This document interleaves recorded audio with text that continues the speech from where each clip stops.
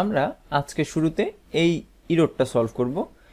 এটা মেনলি হচ্ছে আমরা বডিতে যেই কালারটা দিয়েছিলাম app.css এর ভিতরে, সেখানে এই কালারটা আসলে পাচ্ছিল না, কিছু ডিপেন্ডেন্সির সাথে কনফ্লিক্ট করছে, তার জন্য।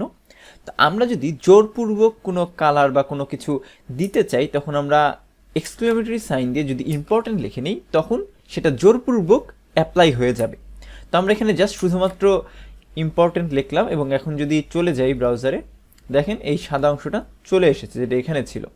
অর্থাৎ আমাদের কিন্তু ডিজাইনটা এখন যেরকম চাচ্ছিলাম সেরকমই আছে। তো আমরা একদিক দিয়ে বলতে পারি যে আমাদের এই ওয়েবসাইটটা ডিজাইনের দিক দিয়ে কমপ্লিট রিঅ্যাক্টে। বাট আমরা কিন্তু ফর্মের ক্ষেত্রে এখনও ঠিক করিনি।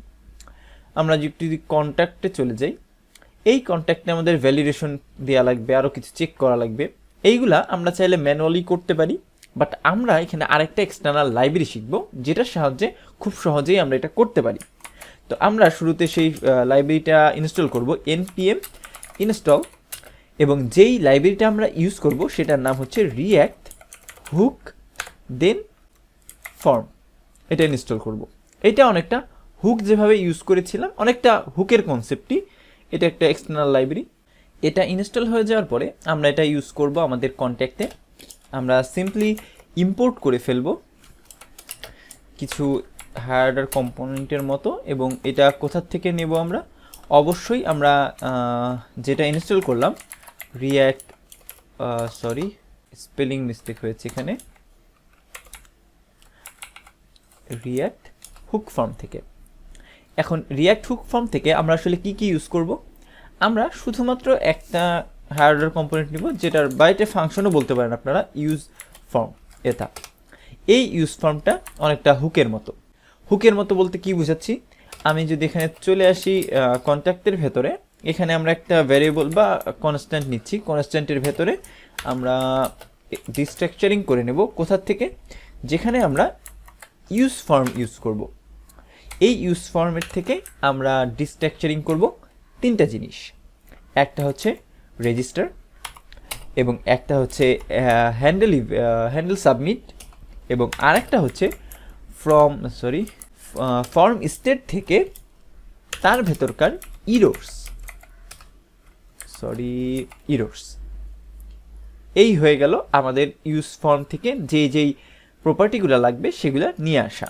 এইগুলা ইউজ করি আমরা এখন ফর্ম ভ্যালিডেশন যেমন করতে পারবো, আপডেটের কাজগুলোও কিন্তু হ্যান্ডেল করতে পারবো। তো এইটা আমরা কিভাবে ইউজ করব? এর জন্য আমরা একটু নিচে চলে আসি, এবং আমাদের ইনপুট যেটা আছে ফার্স্ট ইনপুট ট্যাগ, সেখানে চলে আসি। আমরা এই ইনপুট ট্যাগের ভিতরে ফার্স্টে ভ্যালিডেশনটা চেক করব। তো ইনপুট ট্যাগে এটা হচ্ছে নেম। তো এইটাই আমরা জাস্ট সিম্পলি একটা ভ্যালিডেশন দিব যে এই নেমটা লাগবে, অর্থাৎ রিকোয়ার্ড ফিল্ডটা আমরা চেষ্টা করব এই রিঅ্যাক্ট হুক ফর্ম দিয়ে করার। তো এর জন্য আমি চলে গেলাম ইনপুটে, এবং এখানে আমরা লিখব ট্রিপল ডট, অর্থাৎ স্প্রেড অপারেটর, এবং এখানে রেজিস্টারটা ইউজ করব, অর্থাৎ প্রিভিয়াস ডাটাটাও নিয়ে আসবে রেজিস্টারটা, এবং তার ভেতরে প্রপার্টি নেম, অর্থাৎ আমরা যেই নেমটা দিতাম এখানে ইনপুটের ভেতরে, সেইটা এখন প্রোভাইড করব ফার্স্ট আর্গুমেন্ট হিসেবে রেজিস্টারের ভেতরে। তো এখানে এটা যেহেতু একটা নেম নিচ্ছে, এটার নাম আমি নেমই দিলাম, এবং এরপরে পরবর্তীতে আমরা কমা দেব। কমা সেপারেট দিয়ে অবজেক্ট আকারে বলে দিতে পারবো যে আমাদের ইরর হ্যান্ডেলিং বা এর মেথডগুলো কি হবে। তো এখানে আমার হবে হলো রিকোয়ার্ড, এবং রিকোয়ার্ডটা কি হবে? অবশ্যই ট্রু। এর ফলে যেটা হবে, যদি আমরা ভ্যালু না দিয়ে সাবমিট করি, তখন ও আসলে আমাদের একটা ইরর থ্রো করবে। তো আমরা পরবর্তীগুলো না ইউজ করে আমরা যেটা করব, যদি ইরর থ্রো করে, সেই ইররটা আমি চাবো ইয়ন নেমের পাশে শো করতে। এটা কিভাবে? আমরা ইয়ন নেমের পাশে এখানে স্প্যান ইউজ করব একটা, এবং এই স্প্যানের ভেতরে আমরা একটা ক্লাস নেম দিচ্ছি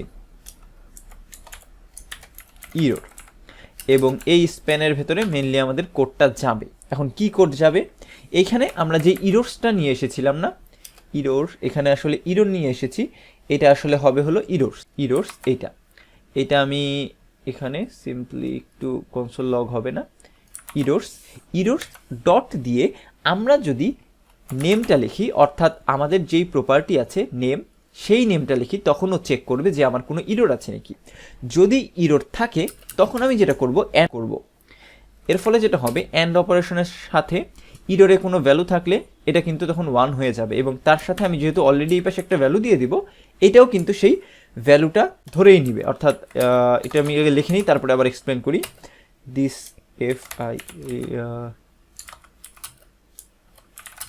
অর্থাৎ এখানে যদি আপনি খেয়াল করেন, যদি আমার ইরর থাকে তখন এই মেসেজটার সাথে ও আসলে অ্যান্ড করছে। এখন ইরর না থাকলে এটা তো 0 হয়ে যাবে, তখন অ্যান্ড করলে কোনো ভ্যালুই আসবে না। বাট যখন ইরর থাকবে তখন এখানে 1 আসবে, এবং এখানে যেহেতু একটা ভ্যালু আছে ও ধরে নেবে এটাও 1, তো অ্যান্ড করে পুরা ইররের ভেতরে ওই মেসেজটা আসলে দেখিয়ে দিবে। এটা হলো একটা শর্টকাট ওয়ে, এবং হুক ইউজ করলে এগুলো আমরা খুব সহজেই করতে পারি। হুক বলতে আমি বুঝাচ্ছি হলো রিয়াক্ট ফ্রম হুক, যেটা রিয়াক্ট ফ্রম আর কি। তো এইটা করলাম আমি। এখন পরেরগুলাই না, যে আমি যেটা করব, আমরা একটা সাবমিট হ্যান্ডেলার লিখে ফেলি। তো এই সাবমিট হ্যান্ডেলটা লেখার জন্য আমি চলে যাবো ফর্মে, এবং এখানে লিখবো অন সাবমিট, এবং অন সাবমিটে আমরা কল করতে পারি একটা হ্যান্ডেল সাবমিট। এই যে হ্যান্ডেল সাবমিটটাই কল করে দিলাম।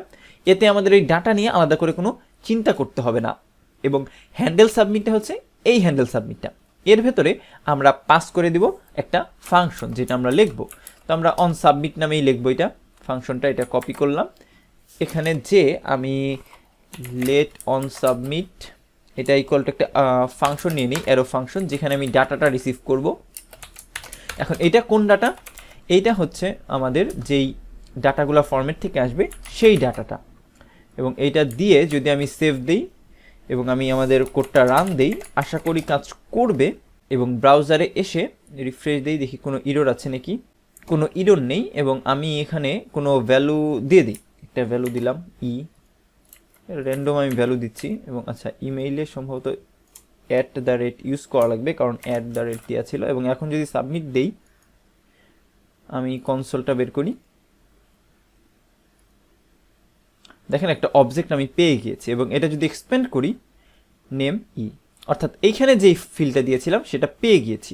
বাট এখন আমি এই ইটা কেটে দিলাম, ইমিডিয়েটলি আমাকে ইরর দিয়ে দিল, এবং সেটা বলছে দিস ফিল্ড ইজ রিকোয়ার্ড। যখনই আমি একটা ভ্যালু লিখবো, ইররটা চলে যাচ্ছে, আবার আমি কেটে দিচ্ছি, ইররটা চলে আসছে। অর্থাৎ দেখেন খুব সহজেই কিন্তু আমরা এই ফর্ম ভ্যালিডেশনটা ইউজ করতে পারলাম, এবং ইউজারের সাথে ইমিডিয়েট আমরা ইন্টারাকশনটা করতে পারছি। এখন এই কাজটা আমরা অ্যাপ্লাই করব আমাদের বাকি যেই ফিল্ডগুলো আছে সেগুলায়। তো আসেন অ্যাপ্লাই করে ফেলি। আমরা যেটা করব, এইটা পুরোপুরি একেবারে কপি করে ফেলবো। আমরা যেখানে যেখানে এটা লাগবে সেখানে ইউজ করব। তো ইউজার ফোনে আমরা কিছু দিয়েছিলাম, ওইটা আমাদের দরকার নেই, আমরা এইখানে দিই। এইখানে আমাদের এই নেমটা আমরা চেঞ্জ করে অন্য কিছু দিতে পারি, যেমন এইখানে আমরা কি দিব, এটা ইমেল দিয়ে দিই, ইমেলটা হিসেবে যাবে। এবং এই উপরের ইরোডটাই নিয়ে আসি আমি কপি করে, এইটাই আমি আবার বসিয়ে দিচ্ছি আমার এইখানটায়। এবং এইখানে আর নেম চেক না করে আমরা কি চেক করব, ইমেল। এবং এখানেও মেসেজটা থেম থাকবে যে ফিল্ড হবে, ফিল্ডস না, ফিল্ড ইজ রিকোয়ার্ড। হ্যাঁ, এখন আবার চলে যাই, দেখেন আমরা যদি এটা একটু রিফ্রেশ দিই, ইয়োর ইমেল কিছু লিখলাম, এটা হলো একবার সাবমিট দিলাম কোনো, আচ্ছা এখানে অ্যাড তো অবশ্যই দেওয়া লাগবে, দিলাম সাবমিট। এই ফিল্ডটা বলছে লাগবে, কারণ একটা ফিল্ড আমরা পূরণ করিনি, এই ফিল্ডটা লিখলাম, সাবমিট। কোনো ইরর নেই, বাট যখনই আমি এখান থেকে কেটে দেব, দিস ফিল্ড ইজ রিকোয়ার্ড, এখানে আমাদের একটা ইরর দিয়ে দিয়েছে। ইরর না, এখানে আমাদের ডিজাইনটা অ্যাপ্লাই হয় নাই, কারণ আমরা স্প্যানটা কপি করতে ভুলে গিয়েছিলাম। এই স্প্যানটা কপি করে ফেলি, এখান থেকে এতটুকু নিয়ে এখানে বসিয়ে দিচ্ছি, এবং ক্লোজিংটা শেষে নিয়ে যাব। হ্যাঁ, এতটুকু কমপ্লিট। এটা যেরকম কমপ্লিট হয়ে গেল, এই কাজটাই আমরা করতে পারি আমাদের রেজিস্টারের জন্য। তো আমি সিম্পলি এতটুকু কপি করব ফার্স্টে, এইটা নিয়ে আমরা আমাদের টেক্সট এরিয়া যেটা আছে সেখানে বসিয়ে দিচ্ছি। এবং এখানে একটু ইরর হয়ে গেল, হ্যাঁ। এবং এইখানে আমরা এটার নাম দিচ্ছি MSG, অর্থাৎ মেসেজ।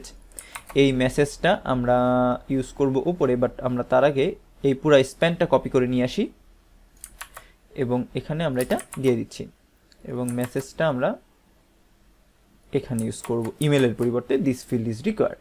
তো এই তিনটা তো সেম ছিল, হয়ে গেল। বাট আমরা যখন ইয়োর ফোন অর্থাৎ ফোন নম্বরটা চেক করব, তখন আমরা আসলে এইভাবে করব না। কিভাবে করব দেখেন, তখন আমাদের রিকোয়ার্ড ফিল্ডটা কিন্তু লাগবে, পাশাপাশি আরও দুইটা ফিল্ডে আমরা ইউজ করব। কি ফিল্ড? একটা হচ্ছে আমাদের মিন লেন্থ, অর্থাৎ মিনিমাম একটা লেন্থ আমরা বলে দিতে পারবো। সেটা আমরা বলে দিলাম 11, অর্থাৎ 11 ডিজিটের বেশি নিব না। এবং ম্যাক্স লেন্থ তো আমরা চাইলে বলে দিতে পারি, সেটাও বলে দিলাম 11, অর্থাৎ আমরা এক্স্যাক্ট 11 ভ্যালুটা নিব। এবং ইররের এই স্প্যানটা আমি কপি করে নিয়ে আসি, এটা এনে এখানে পেস্ট করে দিচ্ছি। এবং এখানে ইরর মেসেজটা চেঞ্জ করে আমি দিয়ে দিই এন্টার 11 ডিজিট ফোন নং। এই হলো আমাদের কারেন্ট অবস্থা। তো চলে যাই দেখি কি অবস্থা হয়। এখানে আমি যদি একটা র্যান্ডমলি আমি ইমেল টিমেল সব দিয়ে দিচ্ছি, একটা নাম্বার দিলাম, মেসেজ দিলাম, নাম্বারটা একটু কম দিই শুরুতে। এবং এখন যদি সাবমিট দিই, আমাকে বলছে this field is required, this এখানে টেক্সট ছিল তো, এটা এখন দিয়ে দেখি দিস ফিল্ড ইজ রিকোয়ার্ড, এটা এখনও শো করছে।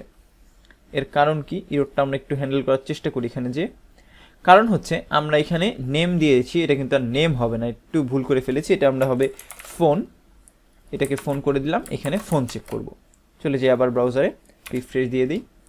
আমরা সব নাম ডিফল্টটা দিচ্ছি, এখানে কিছু লিখলাম, এটা তো নাম্বার হবে, বাট নাম্বার দেওয়ার পরে যদি আমি লিখি এন্টার 11 ডিজিট ফোন নং, অর্থাৎ 11 ডিজিট না হলে এটা নিবে না। এবং আমি যদি আরও 2-3টা দিই যাবে না, বাট এখানে আপনারা একটু কাউন্ট করেন, এখানে 4 হয়েছে, 5, 6, 7, 8, 9, 10 হয়ে গেল। এবং এই যে 11 দিলাম, সাথে সাথে ইররটা নাই। আবার যদি একটা কেটে দিই, ইররটা চলে আসবে।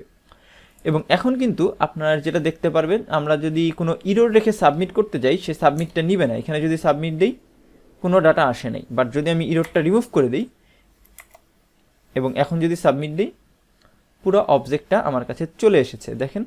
এবং এইটা কিন্তু আমরা যে কোনো জায়গায় এখন ডাটা ফেচে হোক বা ডাটা সেন্ডে হোক, আমি সেন্ড করতে পারবো আমার সার্ভারে, তাই না? তো এই ছিল আসলে আমাদের প্রজেক্টটা কনভার্ট করা রিয়্যাক্টে। এবং এই যে রিয়্যাক্টের হুক ফর্মটা ইউজ করলাম, এটা বাদে আরও অনেক ফর্ম ভ্যালিডেশন মেথড আছে রিয়্যাক্টে। আমার কাছে মনে হয়েছে যে রিয়্যাক্ট হুক ফর্মটা সবচেয়ে ইজি, তার জন্য আপনাদের এটা শিখিয়ে দেওয়া। আপনারা চাইলে আরও বিভিন্ন ধরনের ফর্ম ইউজ করতে পারেন। তো আজকের ভিডিও এ পর্যন্তই, এটাই আমাদের রিয়্যাক্টের শেষ ভিডিও। আশা করি রিয়্যাক্টটা আপনাদের খুব ভালো লেগেছে এবং আপনারা প্রপারলি বুঝতে পেরেছেন রিয়্যাক্টটা। সবাইকে ধন্যবাদ।